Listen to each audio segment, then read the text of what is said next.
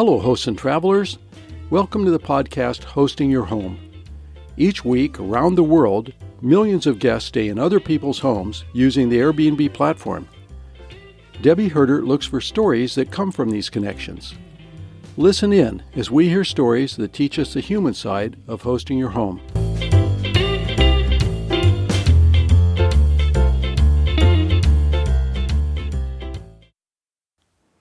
Hi everybody, this is Debi at Hosting Your Home. Thanks for joining us. Today we're going to talk with Tyann Marcink, who you may have heard about, but if you haven't, Tyann is a business owner, a professional vacation rental photographer, a website designer, an artist, an author, a speaker, an educator, and a serial entrepreneur. I've known Tyann for a number of years and can attest to the fact that she is as professional as she is charming. She came to Portland for our very first Host2Host conference before we incorporated, and then she was back last October for our vendor fair, at which time I interviewed her.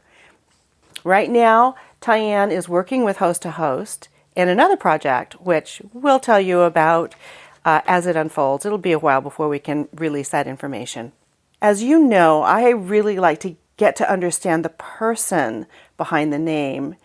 And in this interview, Tyann tells us a little bit about herself, as well as how she runs her businesses, including a little advice from me too, which I really needed. Please enjoy our conversation. Good morning. I'm so happy to have you with us today, and I'm really, really excited for our listeners to hear more about you. As an introduction, let's talk about your name, Tyann. Tyann.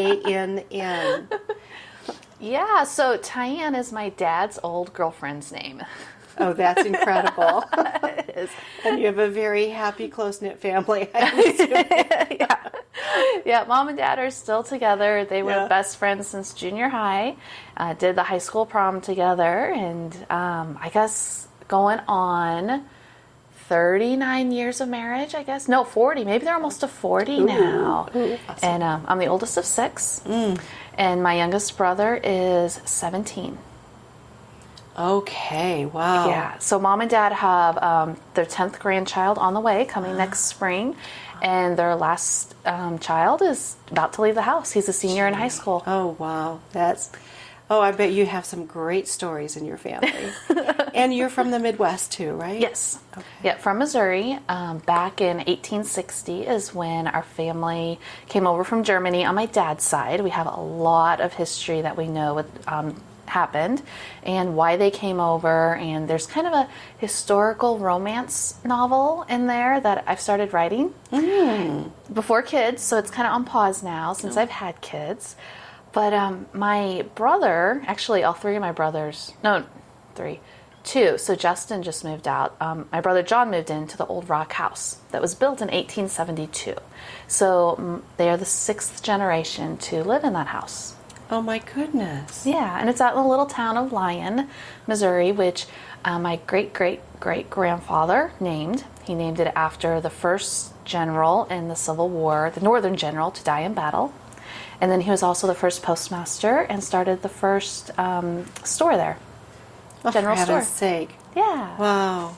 So I like to call you an entrepreneurial maverick because you do so many different things in the travel industry or the short-term rental industry. And if you don't follow Tyann, you really should, because it's really an amazing journey to watch all of the things that she's interested in. And we're going to talk about your life and how you integrate all of these pieces into your life and some of your hosting philosophies. So let's start with how you became a host. Yeah, so it actually started way back. My aunt and uncle decided to buy a little 4-bedroom in Branson. They moved all their home furniture down there and said, we're going to rent this out. And doing a larger type of house at that time was not something that people did in our area. So, it's Midwest usually takes a long time to follow the things that happen on the coast. And they were doing really well. So my parents saw that and like, hey, I think we're going to do it too. So they bought 2 houses down there, which were 5 bedrooms and the largest available in the Branson area. And then the next year they bought another 2. And they ended up doing that 2 houses every year for 4 years. And how old were you when this was going on? So I was 25 or so. Okay. So, and my parents also had some commercial properties back home. They ended up selling all of that just to solely invest in vacation rentals. Oh, interesting. And about their second year, that's when I ended up building our first vacation house, sitting at the water park there in Branson, signed the papers to build it. Later that day, put up my VRBO listing. Oh. Only had the contract signed to have this house built. And that was July 4th week. And it was finished in November, early November. Mid-November, we started setting up the house. Before we even closed on the house, the day we closed on the house, the next morning, we went out and our first guest came in that afternoon. Oh my gosh. So let's backtrack. So October? So that was September. No, summer we signed the contract. Mid-November is when they first came. Oh my gosh. So I had my listing up without pictures or anything. I had a floor plan and I had model house pictures. It takes people a year to build properties. No, it just... This went up like in months. In 2 months? No, about 3-4 months. And then we took about 5 days to set it up. All new furniture, blinds, everything. Oh, and by the way, I had a baby in September between that too. Oh my gosh. So I had my youngest, he was 2 months old, and we're setting up the house. Yeah. That's incredible. And then 2 years later, we did it again. So you actually kind of grew up in the vacation rental industry with your aunt and uncle and your parents doing this first, and then you had a nice... Well, they started 2 years before me. Oh, is that all? That's all. Oh. Yeah. Oh, so I'm getting my time straight up there. So That's my sister has grown up in the industry. My youngest sister, my only sister, and then my youngest brother. So she's 17 years younger than me. Mm-hmm. Oh. And yeah. Wow. So I graduate high school and I get a sister finally. So they've completely grown up in the industry, which is really cool. And mom and dad, they've got 8 houses now. And they're building another. They're building a 10-bedroom. And do they manage their own? They manage their own. That's all they do now. Mm-hmm. My brother Michael has 2 houses, and he's building a 10-bedroom right now. And then my other brother Justin's got one now. And then I've got 5, and then I manage a 6th. Wow. Yeah, but my other 3 did not happen until the past year and a half. Uh-huh. So managing 5 properties is a lot of work. We had 4 until not too long ago, and it was a lot for me to do. I can only imagine. So how do you do this? So I only had 2 for a long time. Mm-hmm. So I was able to get my processes down, and having a really, really good team on the ground at the location of the properties is key, because I'm 3.5 hours from my places in Branson. Mm-hmm. So I totally rely on my housekeeper, and I started with one, and then I went with a couple others for a little bit, and I went back to my original one. And so they've been working with me for quite a while, and they also do my parents and my brothers. So this is a real company, a cleaning company. If they're doing, how many houses is that? Maybe 10, 12? 8, 9, 10. Yeah, 12, maybe a couple others. Okay. It's a family business. Yeah, okay. So Norma and Richard, and then Todd. And Todd is in his mid-40s and has 1 arm, and he's amazing. Wow. And he's my head guy that always takes care of my houses. Uh-huh.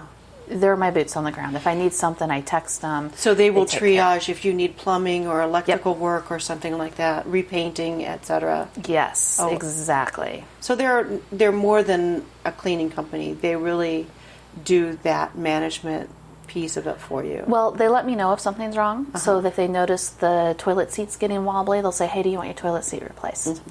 Yes. They'll make sure the filters get changed out with the AC system. So you're that focused or that involved in each one of the houses? Yeah. That's great. Yeah. Can I ask you what something like that costs?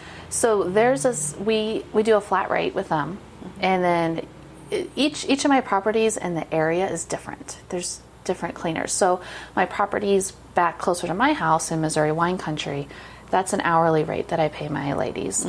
With theirs, it's a flat rate, and it works really well. Sometimes they're there 3 or 4 man hours, and sometimes they're there 6 or 7 man hours.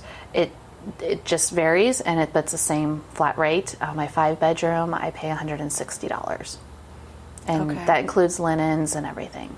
So they do the laundry, and that's what you mean by including linens? Right, including linens. This is a question that comes up over and over and over by especially new hosts. What should I charge? What can I expect to pay for cleaning? So that's really interesting to hear. That's 5 bedrooms, $165. So do you have a 2-bedroom? Or a 1-bedroom? So I do back in my newer properties. I've got a 2-bedroom back home, and my cleaners gave me a bid of how much they wanted to charge. So that ranges anywhere from $15 to $25 an hour. Okay. But when I interview them, I tell them, I said, you are the most important part of my team. Yes. And you tell me what you want. I'm not going to say, no, that's way too much. It's like, I value you. You are important. So just be fair. And then I try to send them cards or thank yous as well.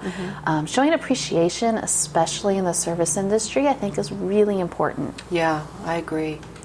Yeah, my one, Todd down in Branson, one of the big things I love that he does is he makes sure my TV modes are in the correct spot so somebody can watch TV when they next come in. Oh my goodness. Yeah, I sent him brownies this summer. Oh, I'm like, fantastic. thank you, Todd. Yeah, oh gee. Yeah, because you'll get a call from a guest who isn't used to TV modes or doesn't understand your TV, only their home TV, and you have to walk them through over the phone. So I've gotten really good at walking guests over the phone for TV modes, for heating and AC issues, refrigerator issues, all of that.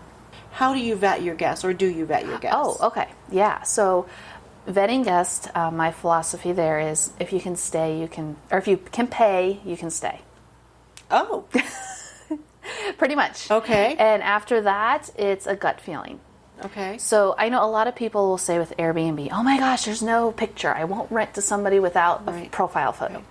Well, if you go back to when I started 11 years ago, pre-Airbnb, you had VRBO, HomeAway, you had your own website. You don't see pictures. Right.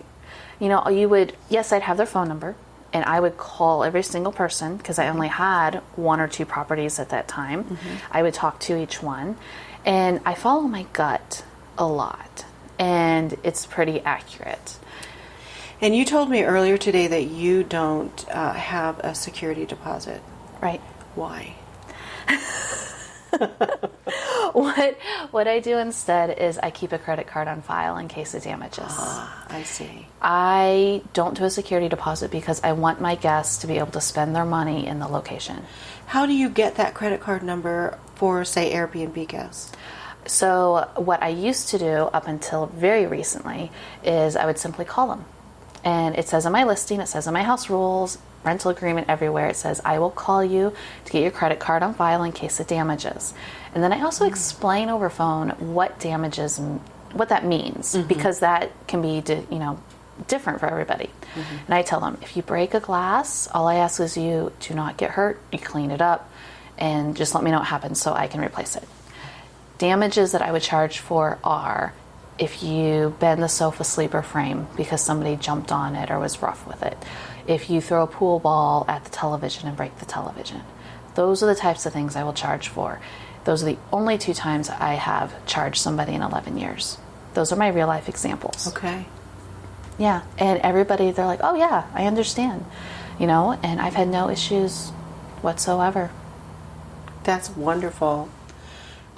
I think that, for the sake of the current situation, right now you're staying in my studio here in Portland. And which is wonderful, by the way. Thank you. And the day that you came, guests left a horrific smell of pot inside of our studio. And you're sensitive to the smell. I just felt horrible first time of this for me, first time experience. But you said that you'd experienced this in Missouri. I did. And I would love to hear your story about how you handled a situation that I've just experienced with you. Yeah, so that's one of the times I did not follow my gut feeling.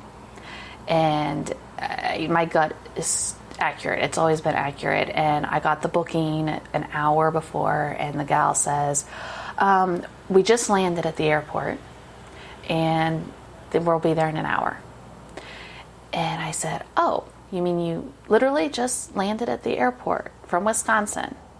Yeah, we'll be there soon. I'm like, oh, are you waiting to get your rental car? No, we're Ubering over. Where I live? Yeah, you can get an Uber out here. You can't get an Uber back. There's like one Uber driver in the entire area. Whoa. So I let her know. I said, hey, by the way, you know, whatever you're going to be doing this weekend, you need to make sure you schedule an Uber to come out, because we don't have drivers readily available unless it's late Friday, Saturday night when, you know, the bars are hopping and everybody needs to go home.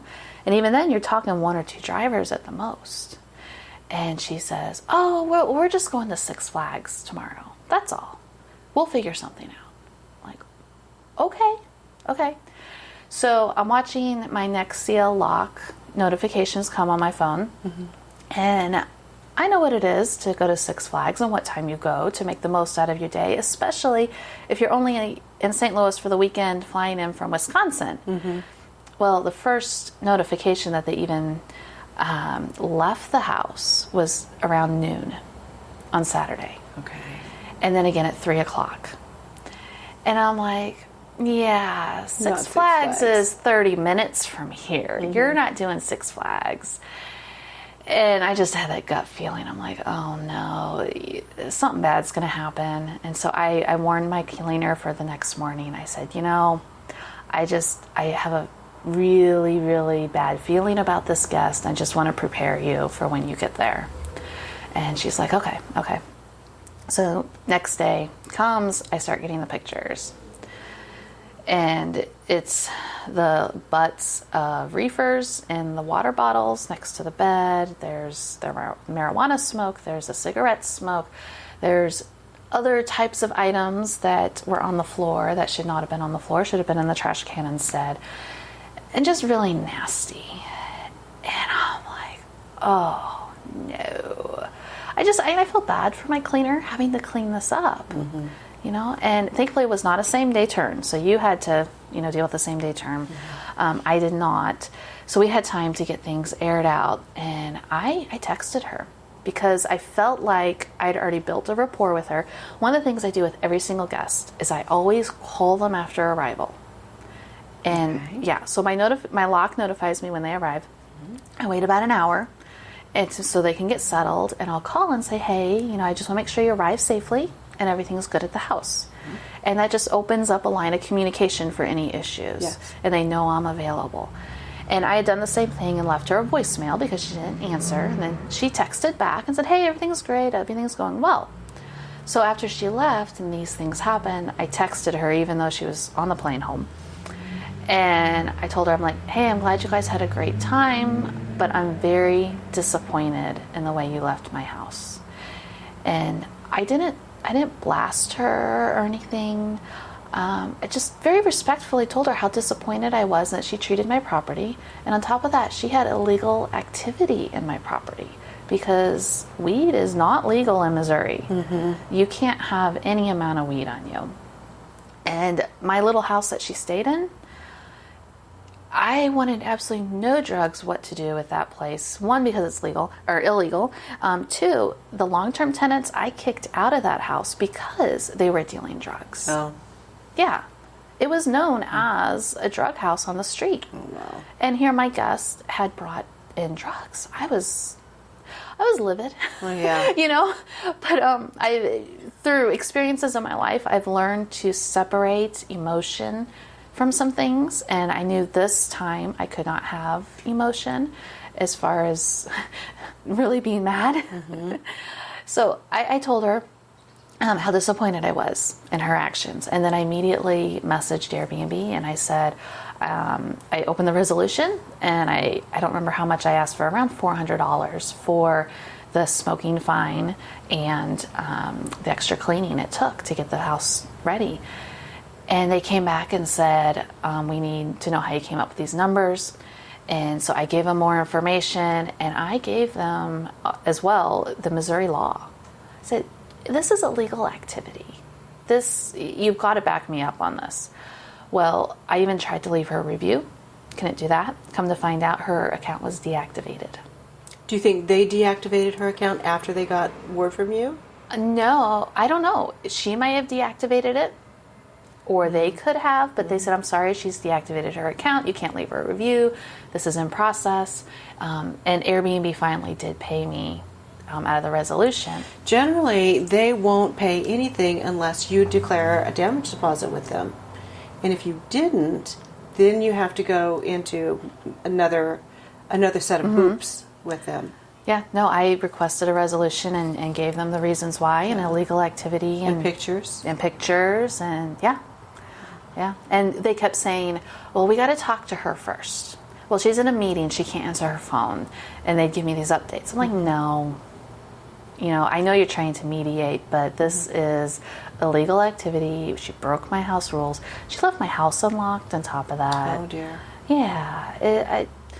So that was, but in 11 years and well over 10,000 guests, I've had so few issues. Very good point. I mean, if you look in the long run, it really doesn't matter. Even if I didn't get paid out, I was happy I did. But even if I didn't, I would have let it go. Because in the long run, it just wipes away. That's a really good point, to look at the overall experience of Right. hosting and take that into consideration. Yeah. So 11 years, I've only had to charge somebody's card twice. I've had the run-in this summer with her and somebody else. And after that, I decided no more same-day bookings. Yeah. And because I think that was part of my problem, is that same-day bookings. And I never accepted same-day bookings in Branson, but with the little houses closer to St. Louis, I wanted to try it because it's completely different demographic, completely different target market. And I was learning that newer target market as well. So yeah, no more same-day bookings for me. Good. Let's go back to some of the more generic things about hosting so many properties. You use a reservation management system. Yes. What does that do for you? So the reservation management system organizes all my reservations, and I used to do this by hand up until this past January. So for 10 years, I did everything by hand. You have everything in one place, that you can see all of your listings and all of your bookings in one homepage. Is that right? So I can see all my bookings all together on the same calendar, and all of them from all the properties on the same calendar as well. But reservation management system, the biggest thing is it helps you control not to get double bookings when you're on different sites. And yes, I've had one double booking, and that happened a few years ago. And all it takes is one time to make you wake up and realize you need help. Yes, and if you are listed on are you listed on Booking.com? I'm not, no. Okay, but you use Airbnb. Yes. Do you use Instant Book on Airbnb? On some of the properties, yes. But not on all of them? No. And HomeAway and VRBO also use Instant Booking. I don't do Instant Book on Okay. them. I will not do Instant Book on more than one listing site. Aha. Okay, that's where I was going with that. Because the what I understand is that those instant books, the calendar reservations, don't necessarily get pushed out to all of the different listing sites immediately. It may be hours in between. So double booking is definitely possible. Right. So the one that, before, what I would do is I'd get a booking in, and then I would have to go to Airbnb and block my calendar because of the way I was doing it. I was not syncing my calendars correctly either, and I wanted to avoid double bookings. So now with a reservation management system, it does update every 30 minutes. They do a refresh, and When a booking comes in, I can also manually refresh and so that everything goes out right away. But what I like about it the most, and for the people that only have 1 or 2 properties, I'll tell you, I wish I would have done this from the very beginning. Is that right? Yes, because the reservation management system saves me so much time as far as the emails I send out for a reservation.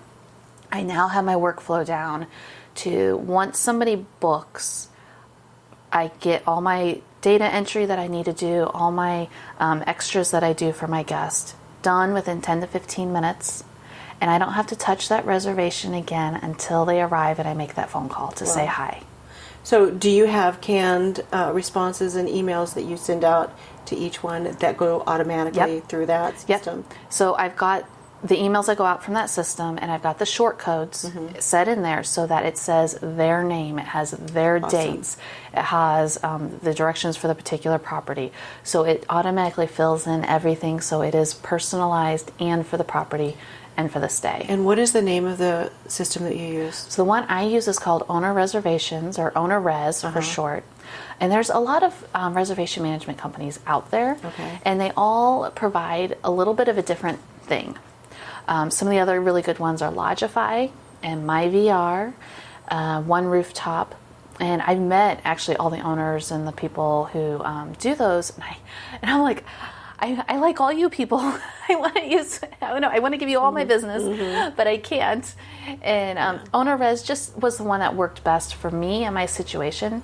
So when somebody's looking for a reservation management system, look at all the different ones and see what works best for you. What does something like that cost? Again, they all vary. Okay. The one that I use is $19.99 for 1 or 2 properties, and then it adds a little bit more for each property after that. Yeah. And then you can also add on different things like property management module. They're coming out with a channel manager module. They've got a cleaners one they're coming out with. They got a QuickBooks integration, and you can even have your own website. You can upgrade to that too. So there's so many capabilities that is available with it. What's the difference between reservation management and channel management? So a channel manager is where you only have to input your property information, your rates, your listing description, your photos, all of that into one place, and then it pushes it out to the different channels or listing sites that you're connected to. So right now, if I have a rate change, I have to go into my personal website part. So Owner Res, I have to go in there and change my rates. I have to go over to my HomeAway listing and change the rates. Then I have to go over to my Airbnb listing and change the rates. Okay. With a channel manager, I could input it into one spot and it pushes out to everywhere. Do you have plans to move to or add? Can you add a channel management to?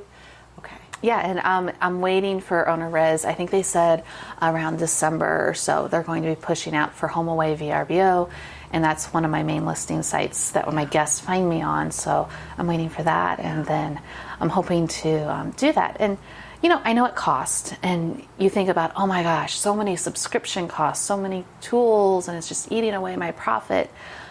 But I also value my time with my family. And when I look at it as a big picture, I say, okay, how much time am I spending? Is paying this service to do this for me going to make my life better and my quality of life better and give me back time with my children? Or is it something that it's not worth that much money and I can still handle it on my own for a little while until a better tool comes out? So it's very good. Yeah. And you're a busy mom. I am, yeah. So just for the sake of sort of solidifying all of this, you have 5 properties. Correct. You have 3 sons. Yes. Teenagers down to 11, 13, and 15 at this time. Very busy mom. Yes. Yeah.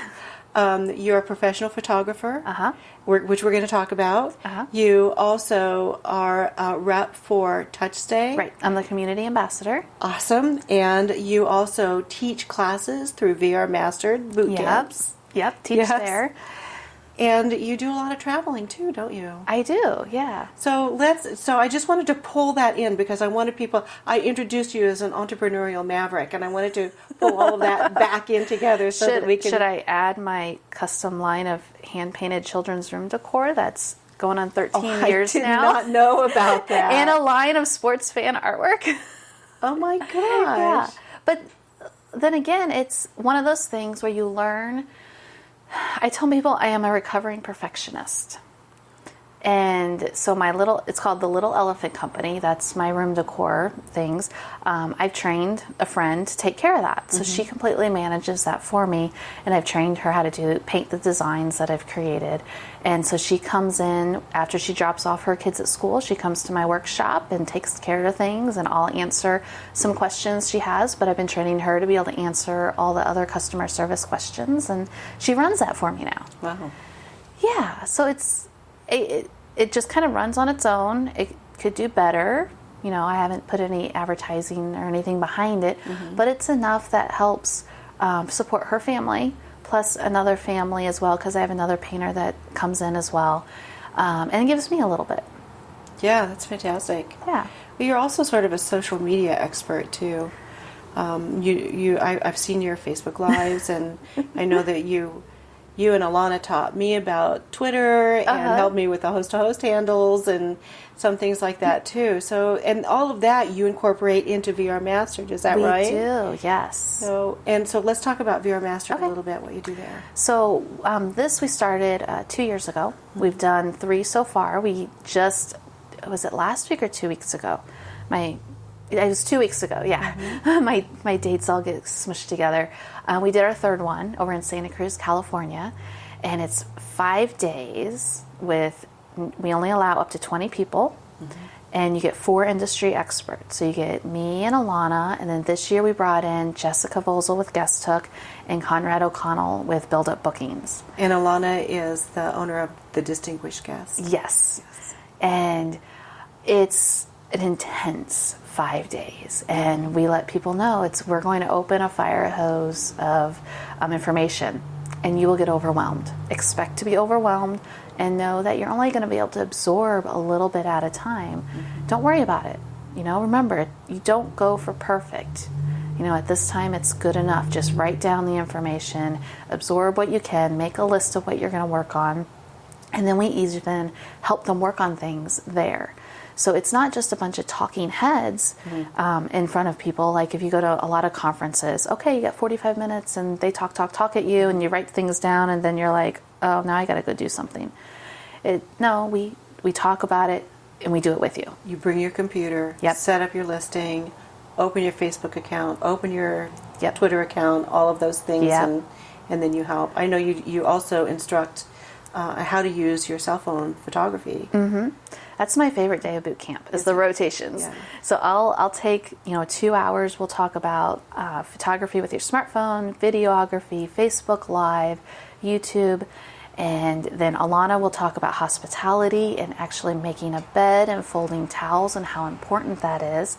And then like Jess would take them and we'd talk about email newsletters and how to write an email newsletter and the importance of it. And then, okay, you write your first one. And then Conrad talked about Facebook ads and the little tips and tricks on how to do Facebook ads and Facebook pixels. And it's amazing how some people, they say, well, I already know the beginning stuff, so I don't need boot camp. Or they'll say, well, I've never started. I haven't even opened an account yet. I can't come to boot camp yet. I'm not rare. It's hard to teach people with that variety of it is education. But it works. So we are every boot camp we've had so far, there's been people on either extreme. This boot camp, we had a gentleman who was thinking about managing properties. He didn't even have a property that he was going to host. And he was just thinking about hosting for a friend. And then on the other end of the spectrum, we had people who've been doing it for 10 years. And each of these spectrums and everyone who fell between was able to learn so much and get what they needed. And then on top of that, we found it's addicting. We have one gal that has come to every single boot camp. Oh my goodness. Yes. Oh, that's fantastic. Yes. And then several who have come to 2 boot camps. So it's so much fun to see the faces return and our alum come back and help as well. Well, and you can see how much they've learned and how they've actually applied some of the stuff that they've learned from you too. Yes. That's awesome. Let's talk about TouchStay. What's TouchStay? So TouchStay is a digital welcome book. And I know there's a lot of different digital welcome books out there. There's many different companies.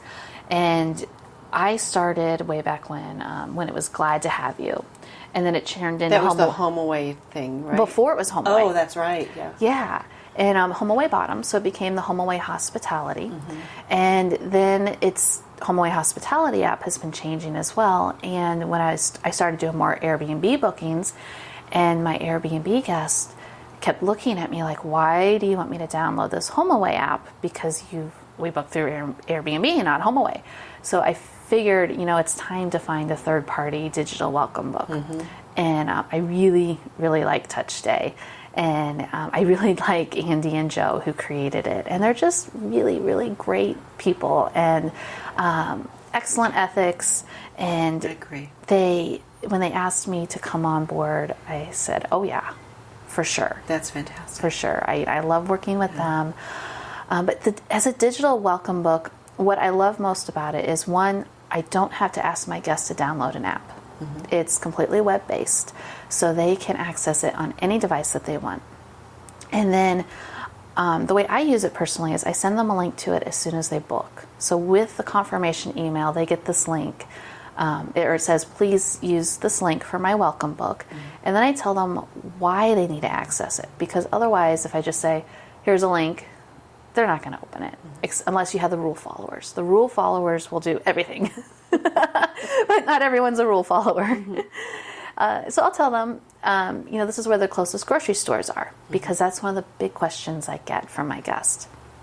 So I do that, and then I send it again with directions 2 weeks before arrival as well. And then you can print it. So my smaller properties at home, I've just hit the print button and put it in the properties. And the feedback you get from your guests when you have the digital welcome book and then you have a good welcome book at home too is how it comes in your reviews. They're like, oh my gosh, we found the best stuff. They provided the best information. We had such a great time. And so, if those of you who are listening to this, look at getting a digital welcome book. Of course, obviously I want you to do TouchStay, but look at all the companies and see what works best for you, because each of us hosts differently and we have different target guests and we have different locations, and you just need to find what works best for you. And print it and have it physically in your space. Yes. That's where we're going now. We have had a welcome book or a little guidebook. Basically, 15 years ago, binder kind of, this is where this is, and this is how you turn on the TV, etc. It's a really outdated and really bad, and needs to be brought into the current age. So I'm looking forward to doing that too. Yeah, well, it's so, like you said, it's so important to print it because not everybody is digitally centered. Right, we all learn it a different way. Yes, and I know a lot of people, a lot of guests like to have that physical book in their hand, and they'll sit there and flip through it. But on the other hand, they like to be out and about, and they're like, oh, I saw this in the welcome book, and they can just pull it up on their phone at the same time. Yeah. So instead of saying, you might get a message saying, where was that restaurant again that you had in your welcome book? Now they know they can just access it easily. And, like you said, the TV, that's so important. Instructions how to use a TV. My big thing is troubleshooting tips for the coffee maker. Number one, it says don't cry. Oh. Literally, that's my number one. Funny. But it's important. So to me, it also sets expectations for my guests, so that if something should go wrong, there's already the expectation or the knowing what to do when something goes wrong. So when you know what to do, there's less panic, there's less anxiety. Just traveling to a place where you know and you have information, there's less travel anxiety as well. So when the power goes out, because that can happen, it says right there and printed at the house and in the digital welcome book, obviously you would think common sense is to call Tyann, right? But the second part is, in my Branson houses, don't use the water. because we've got a grinder. And there's always that chance that there could be a sewer backup because the grinder's not working, because the power is out. So there's all those little different things that are not common sense or people don't know from your area as well. So you're talking about a garbage disposal? Is that what you're calling a grinder? No, the sewer grinder. I don't know anything about it. I don't even know what that is. Oh my gosh. So Right. I would be one of those guests who would not know. Yeah. Oh, for So heaven's sake. even at home, if you're on a well, so my personal house is on a well. If our power goes out, we don't flush the toilets because we don't have water. So when the storm comes through, I fill my bathtub with water in case the power goes out. That way I can fill my toilet with water and flush the toilet. Yeah. Whereas if you live in town and you don't have a well, you would have no idea about that. Mm-hmm. That's fascinating. Yeah. Well, thank you. You're welcome. Is there anything else you would like for our guests to know about you or about your variety of businesses, about how you juggle all of this? Oh, juggling? By the grace of God. Yeah. It is. And help from others. I learned that as much as I want to do everything on my own, power through, it's like, no. You find yourself a team. You value your team. You show appreciation to your team. And don't expect everything to go perfect. Sometimes good enough is good enough. And I always try to remember, people remember how you make them feel. They don't always remember what you say to them, but they remember how you make them feel. That's very true. So whenever there's an issue that comes up with my guests or anything, I always try to empathize with them. Mm-hmm. I think I said the word right, empathize. That's good. Yeah. And make sure they know that I understand, that maybe they felt like things didn't go well, and try to do my best to make them feel better about it, too. You have a very relaxed, calm demeanor, too. I cannot see you getting wigged out and frantic about anything. That doesn't feel like that's a part of your personality. So the vibration that you give off is very gentle and soothing as well. Well, thank you. Yeah. Thank you. It's a long time in coming because I used to not be like that. Oh, it feels good. Oh, there's one thing we forgot. What? And that is that you are presenting at VRMA in another week in Las Vegas. I'm excited. So, yeah, tell us about that. So I get to be live on stage at the MGM Grand. Awesome. I know. And it's a presentation with Andy McNulty with TouchStay, and he's out of the UK. So you've got an Englishman, and then you got myself as an American, and then we have Heather Bayer with Cottage Blogger, who's a Canadian. Yes. So I keep thinking there's a punchline somewhere about a Canadian, an American, and an Englishman walk on stage. Yeah. I have yet to come across the punchline, but we're looking forward to it. We've been trying to do Zoom meetings and get our presentation together from 3 different countries, and of course, it is a little difficult, but we're getting there. And it's about guest experience. I think our title is something like "Sharpen Your Knives." It's time to double down on the guest experience. Oh, that's nice. Yeah, and the framework, though, is based on the 5 love languages By Gary Chapman. Okay. Yeah. So the 5 love languages with Gary Chapman, and my mom is the one who first told me about the 5 love languages, and it's more. They started it geared towards relationships. So your relationship with your spouse or significant other. You can even go online and find that. You can Google that and get a little test. Yes, 5lovelanguages.com. Yeah. So go there. Great. You can figure out your love language, and it's the number 5, not the word. So the number 5, lovelanguages.com. Okay. And now they've expanded it to your child's love language and the appreciation languages at work and languages of apology. Yes. Didn't know that. Yeah, so I've got several of the books now. Good. And I've been really studying a lot of it, even more so this past year, simply because learning to communicate with teenage boys as a mom and wanting to be able to communicate with them and get them and make sure they knew that Mom, I love you. I will always be here for you, even if you mess up, and making sure they feel loved. Because with the love languages, you might have one love language, and I would have another love language, and you automatically speak the love language that you have. So I know mine are acts of service and gifts. So for me, that's how I would express my love. But, my son's quality time and physical touch. So that's the way they're expressing to me. But we might be disconnecting because we're not speaking the same language. So learning to speak other people's language that they understand is really important to make sure they feel loved.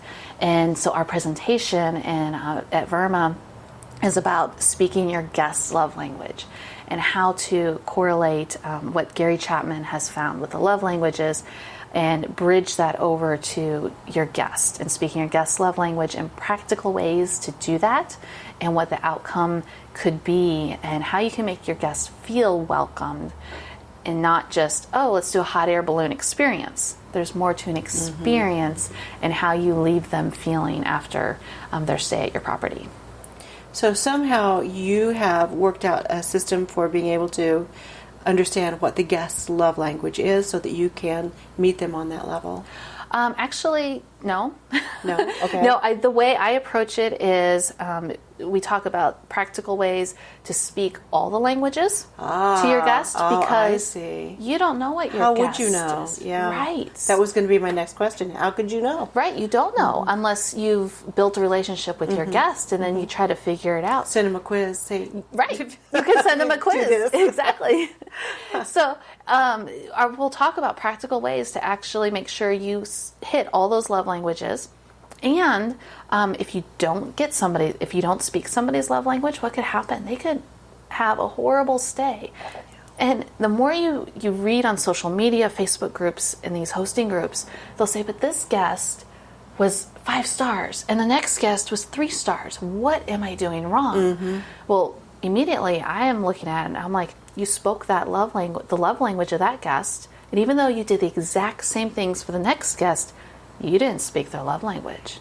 Oh, that's really fascinating. Yeah. So I created a test. I took Gary Chapman's love language test and changed it, each question a little bit to relate to being a guest. And you can go and take that test and see what your love language as a guest would be, even though you're a host.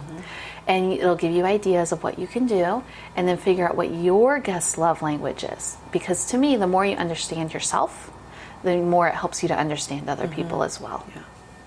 So I guess in the show notes, we can put that. Okay. And if you want to go to a link, just go to TyannMarcink.com/love. Perfect. Yep, and that'll take you to the quiz. Link. And the meeting that you're speaking at is Vacation Rental Management Association. Correct. Held in Las Vegas this year. Yeah, and it's the international one. So there'll be people from, I think they said 1,700 people from, I don't know how many different countries. Awesome.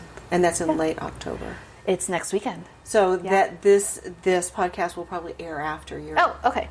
So so the podcast will be after, and then VRMA, Vacation Rental Managers Association, has several conferences throughout the year, and there's one in Europe as well, usually in the spring.